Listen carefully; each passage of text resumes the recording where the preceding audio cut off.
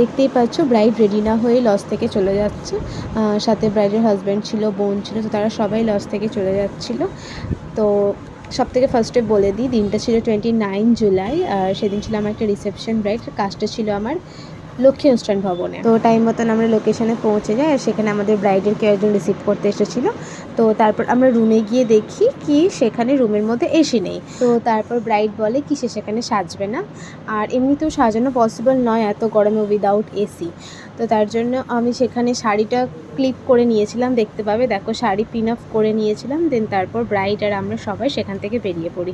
তো সেখান থেকে বেরিয়ে যাওয়ার পর মানে তার আগেই দাদাভাই একটা অন্য একটা জায়গা ঠিক করে রেখেছিল, মানে সেখানে আমরা গিয়ে সাজাবো আর কি, তো অন্য একটা লজে। তো আমার লজটা জানা ছিল না। তারপর সেখানে গিয়ে দেখি যে সেটা গৌরী, মানে গৌরী অনুষ্ঠান ভবন। সেখানে একটা রুম নিয়ে সেখানে আমি ব্রাইডকে রেডি করলাম। তারপর আবার সেখানে গিয়েও একটা ঘটনা ঘটে। আগে যে রুমটা নেওয়া হয়েছিল সেই রুমটাতে এসিটা চলছিল না, হয়তো খারাপ ছিল। তো তারপর আবার রুম চেঞ্জ করা হলো, দেন সেই রুমে আমি তাকে রেডি করতে লাগলাম।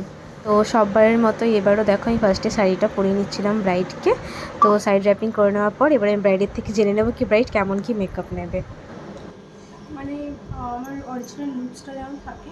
হ্যাঁ, আর আই মেকআপ, লিপস্টিক এগুলো কিছু? আই মেকআপটা একটু ব্রাইট হবে, আই মেকআপটা। হ্যাঁ, কিন্তু খুব বেশি নয়।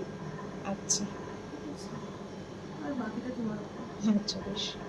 তারপর ব্রাইডের কথা মতো কাজ করা শুরু করে দিই। আর এখানে ব্রাইড কি কাজল লাগিয়েছিল জানি না, কাজলটা রিমুভ করতেই প্রায় আমার আধ ঘন্টা টাইম লেগে গেছিলো। তো যাই হোক, তারপরে আমি তার মনের মতো কাজ করা স্টার্ট করি। আর এই যে এখানে বেশ মেকআপ কমপ্লিট। পুরো ভিডিওটা আমি মেকআপ ভিডিওতে আপলোড করব, এখানে পুরোটা দেওয়া হয়নি, না তো ভিডিওটা অনেকটা বড় হয়ে যাবে। এরপর দেখো আমি লিপস্টিক লাগিয়ে পুরো বেস মেকআপটা কমপ্লিট করলাম। তো তোমরা জানিও তোমাদের আই মেকআপ আর বেস মেকআপ কেমন লাগলো। তো তারপর ব্রাইডকে দেখিয়ে নিচ্ছিলাম কি তার কেমন লাগলো। তো তার রিভিউটা আমি সব থেকে শেষে শোনাবো। তারপর আমি করে নিচ্ছিলাম হেয়ারস্টাইল। মানে ব্রাইডের কোনো ডিমান্ড ছিল না কি তাকে কীরকম কী হেয়ারস্টাইল করতে হবে, পুরোটা হেয়ারস্টাইলটা আমার ওপরে ছেড়ে দিয়েছিল। আর যেহেতু হাতে টাইমও ছিল তার জন্য আমি সুন্দর করে একটু পুলিং করে উঠবে সেটা যাচ্ছিলো, তার জন্য আমি এরকম হেয়ারস্টাইল করেছিলাম।